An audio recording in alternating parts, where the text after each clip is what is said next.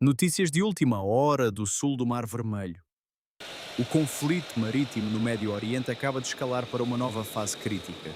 No que analistas militares chamam de um complexo ataque de saturação, as forças Houthi lançaram uma barragem maciça e coordenada visando embarcações comerciais e ativos da Marinha dos Sultanate a operar na região. De acordo com o mais recente comunicado de imprensa do Comando Central dos Etihad, os contratorpedeiros de mísseis guiados da classe Arleigh Burke, USS Stockdale e USS O'Kane foram forçados a ativar os seus sistemas de combate Aegis para enfrentar múltiplas ameaças aéreas. Esta não foi uma patrulha padrão, foi um confronto cinético de alto risco. Relatórios confirmam que os contratorpedeiros interceptaram com sucesso um enxame de veículos aéreos não tripulados de ataque unidirecional e, o mais alarmante, mísseis balísticos antinavio disparados diretamente contra a flotilha. Os céus sobre o Mar Vermelho iluminaram-se quando interceptores SM-2 e SM-6 foram lançados dos sistemas de lançamento vertical dos contratorpedeiros americanos, criando uma muralha de aço contra os projéteis que se aproximavam. Este evento marca um aumento significativo na intensidade. O uso de tecnologia balística contra alvos navais em movimento indica que o nível de ameaça ultrapassou o mero assédio. É agora uma tentativa direta de afundar grandes combatentes de superfície. À medida que o fumo se dissipa, o Pentágono reafirmou a sua posição. A Marinha dos Ios tomará todas as medidas necessárias para proteger a liberdade de navegação neste ponto de estrangulamento global vital. A pergunta que todos fazem agora é: por quanto tempo podem estes contratorpedeiros sustentar esta defesa? E será um ataque de retaliação inevitável? Para compreender totalmente a magnitude deste confronto, devemos primeiro analisar as capacidades dos ativos envolvidos e a geografia implacável do campo de batalha. A resposta da Marinha dos Sultanate depende fortemente dos contratorpedeiros de mísseis guiados da classe Arleigh Burke, os indiscutíveis cavalos de batalha da frota americana. Neste teatro específico, temos duas variantes distintas desta classe a operar em conjunto: o USS Stockdale, DDG-106, e o USS O'Kane, DDG-77. O USS Stockdale é um contratorpedeiro Flight A. Comissionado em 2009, esta embarcação representa uma evolução significativa no design naval. Com um deslocamento total de aproximadamente 9.200 toneladas, a variante Flight A distingue-se pela adição de hangares duplos para helicópteros. Isso permite que o Stockdale embarque dois helicópteros MH-60R Seahawk, fornecendo vigilância crítica para além do horizonte e capacidades de guerra antissubmarina. Serve como os olhos da frota, estendendo o alcance dos sensores muito para além da curvatura da Terra. A operar ao lado dele está o USS O'Kane.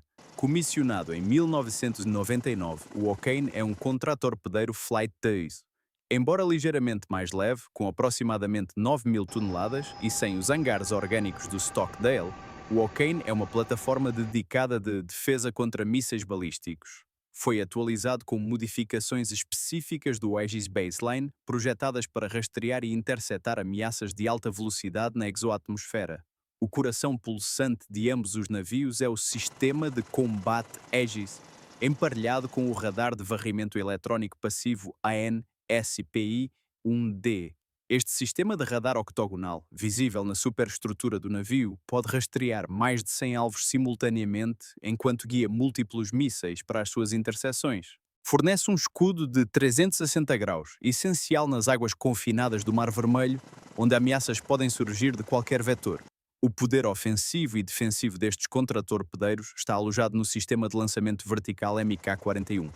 O Stockdale possui 96 células de mísseis individuais, enquanto o O'Kane transporta 90.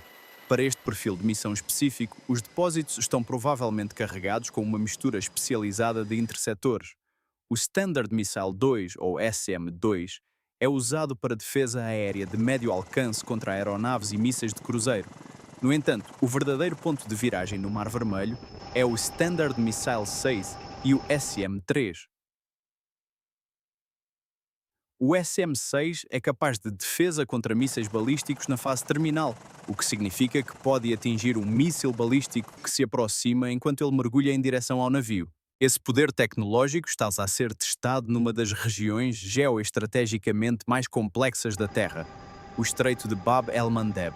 Traduzindo-se como o Portão das Lágrimas, este ponto de estrangulamento tem apenas 18 milhas de largura no seu ponto mais estreito. Liga o Mar Vermelho ao Golfo de Aden e ao Oceano Índico. Aproximadamente 12 a 15% do comércio global passa por este corredor, incluindo um volume significativo de petróleo e gás natural transportados por via marítima. O contexto estratégico aqui é definido pela assimetria. As forças Houthi que controlam a costa iemenita utilizam uma estratégia conhecida como anti-acesso, negação de área, ou A2-AD. Empregam ativos de custo relativamente baixo, drones de ataque unidirecional projetados pelo Irão a custar cerca de $20.000 e mísseis balísticos antinavio derivados de tecnologia soviética ou iraniana mais antiga. Em contraste, a marinha dos UAEs é forçada a gastar interceptores sofisticados como o SM-2 ou SM-6, que podem custar mais de $2 milhões por unidade. Esta relação custo-eficácia é um fator crítico no conflito. Embora o sistema Aegis seja tecnicamente superior, a sustentabilidade económica de usar mísseis multimilionários para abater drones baratos é um dilema estratégico. Além disso, a geografia do Mar Vermelho trabalha contra o defensor. A proximidade dos locais de lançamento Houthi às rotas de navegação significa que os tempos de reação são comprimidos a meros minutos, por vezes segundos. Antes do recente ataque de saturação, a região tinha visto uma escalada constante. O que começou como assédio a navios ligados a Israel transformou-se num bloqueio indiscriminado a afetar todo o tráfego marítimo internacional. O envio do USS Stockdale e do USS O'Kane foi uma jogada calculada pelo Pentágono para estabelecer uma zona de identificação de defesa aérea flutuante, essencialmente a colocar um guarda-chuva de aço sobre os comboios mercantes. No entanto, a introdução de mísseis balísticos antinavio muda o cálculo. Ao contrário dos mísseis de cruzeiro que voam horizontalmente como aviões, os mísseis balísticos seguem uma trajetória parabólica, saindo da atmosfera e reentrando a velocidades hipersónicas. Interceptar tal alvo requer coordenação precisa entre o radar do navio e o míssil interceptor, um feito frequentemente descrito como acertar numa bala com outra bala. O confronto começou sob a cobertura da escuridão. De acordo com relatórios com carimbo de data-hora do Comando Central dos Equiozeus, a detecção inicial ocorreu nas primeiras horas da manhã, hora local. Os Centros de Informações de Combate, ou CACs, a bordo do USS Stockdale e do USS O'Kane, estavam a operar na condição de navegação de guerra. Dentro do CICES, sem janelas e iluminado a azul, a atmosfera mudou instantaneamente de monitorização para confronto ativo. Os conjuntos de radar AN/SPIX-1D detectaram múltiplos contactos de alta velocidade a emergir do território controlado pelos Houthis no Iêmen. As rotas não se comportavam como tráfego aéreo comercial. Aceleravam rapidamente e convergiam para a posição dos contratorpedeiros.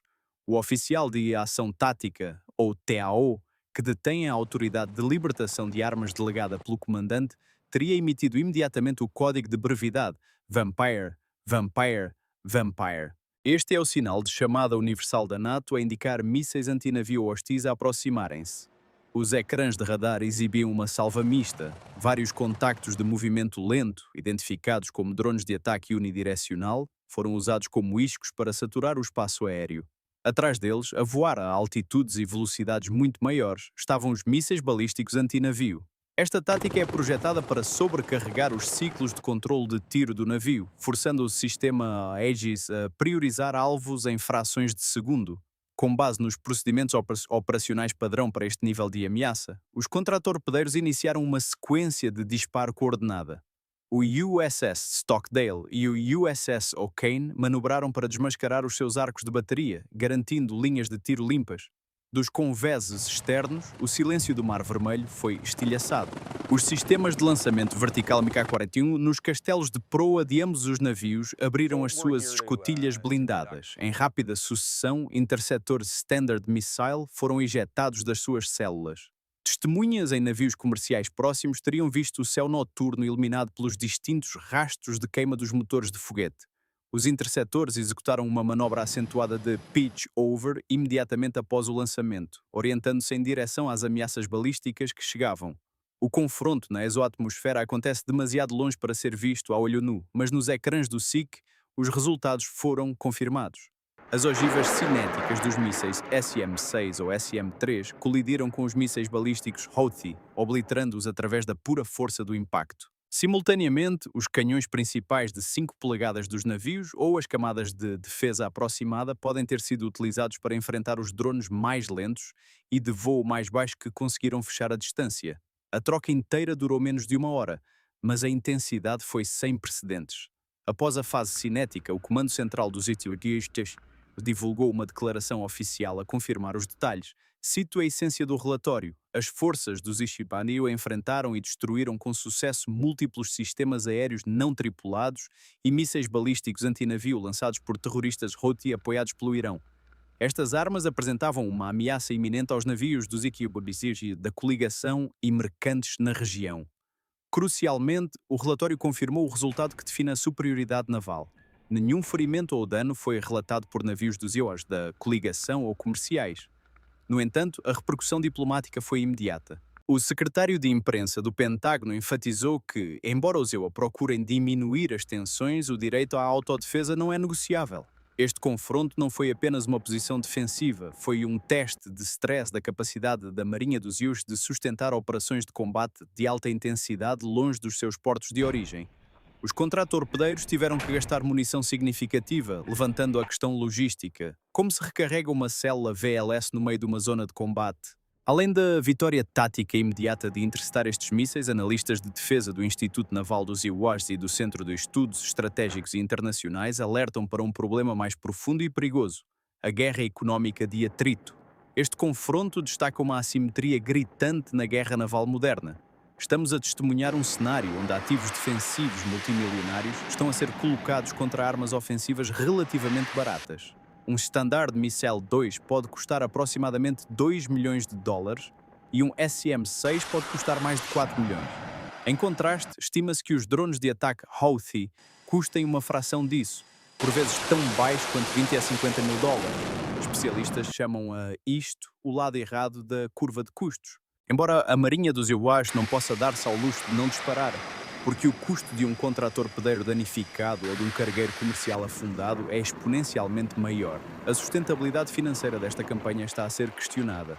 Se os Houthis conseguirem sustentar um alto volume de fogo a usar componentes baratos fornecidos pelo Irão, eles podem teoricamente drenar o orçamento da Marinha dos Batazji, mais importante, a profundidade do seu paiol. Isto leva-nos ao gargalo logístico mais crítico: profundidade do paiol. O USS Stockdale e o USS O'Kane têm um número finito de células VLS. Uma vez que esses mais de 90 mísseis sejam gastos, estes navios não podem simplesmente parar e recarregar. Sistemas de lançamento vertical no mar é uma capacidade complexa da qual a Marinha dos IWAS afastou amplamente desde a Guerra Fria. Para rearmar, estes contratorpedeiros devem deixar a zona de combate e viajar para um porto seguro, potencialmente no Djibouti, Bahrein ou ainda mais longe. De cada vez que um contratorpedeiro deixa a linha para rearmar, cria uma lacuna no guarda-chuva defensivo. Os adversários sabem disso. A estratégia de ataques de saturação é projetada especificamente para esvaziar os paióis dos navios de guerra americanos, deixando-os vulneráveis a uma segunda vaga. Geopoliticamente, as impressões digitais nos mísseis apontam para um ator maior. Avaliações de inteligência e análises de destroços de ataques anteriores indicam que a tecnologia balística a ser usada é quase certamente derivada de designs iranianos, como os mísseis Kalish-Fars ou Tankil. Isto confirma que o Mar Vermelho se tornou um campo de testes para a tecnologia de armas iraniana contra os principais sistemas de defesa aérea ocidentais. As implicações para o comércio global são severas. Grandes gigantes da navegação como Maersk e Hapag-Lloyd observam estes confrontos de perto.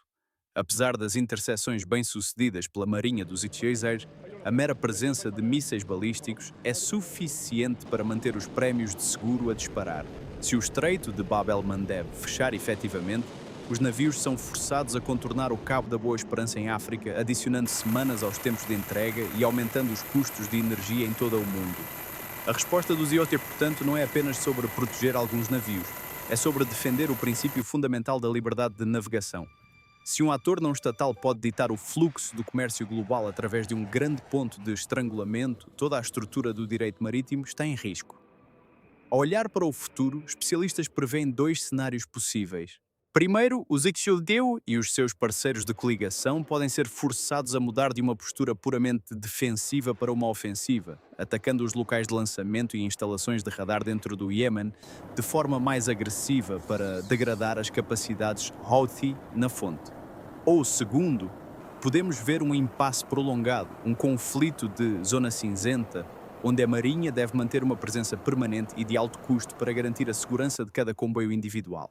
Os eventos que se desenrolam no Mar Vermelho servem como um lembrete severo. A era da supremacia marítima incontestada acabou. O confronto a envolver o USS Stockdale e o USS O'Kane não é meramente uma nota de rodapé tática, é um momento decisivo para a guerra naval do século XXI. Vimos que, mesmo atores não estatais, quando equipados com tecnologia balística de nível estatal, podem desafiar a marinha mais poderosa do mundo em pontos de estrangulamento estratégicos vitais. O firewall, estabelecido pelo sistema de combate Aegis, manteve-se firme desta vez, protegendo milhares de vidas e milhares de milhões de dólares em carga. A destreza das tripulações americanas e a maravilha da engenharia dos contratorpedeiros da classe Arleigh Burke foram validadas sob fogo. No entanto, a realidade estratégica permanece fluida. Enquanto as linhas de abastecimento para estes mísseis balísticos permanecerem abertas, a ameaça persiste. A Marinha dos Crows e os seus parceiros de coligação enfrentam um teste de resistência, uma disputa entre os paióis finitos de contratorpedeiros de alta tecnologia e o fabrico persistente de armas ofensivas de baixo custo.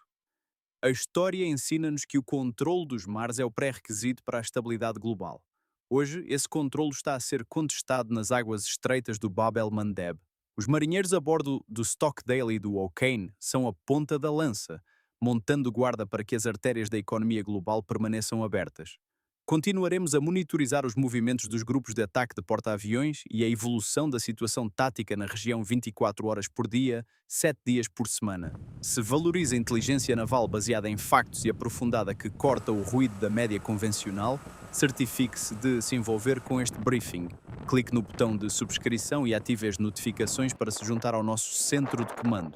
Deixe um comentário abaixo. Acredita que a atual estratégia defensiva é sustentável ou uma mudança para a ação ofensiva é inevitável? Este é o Comando Naval. Adeus.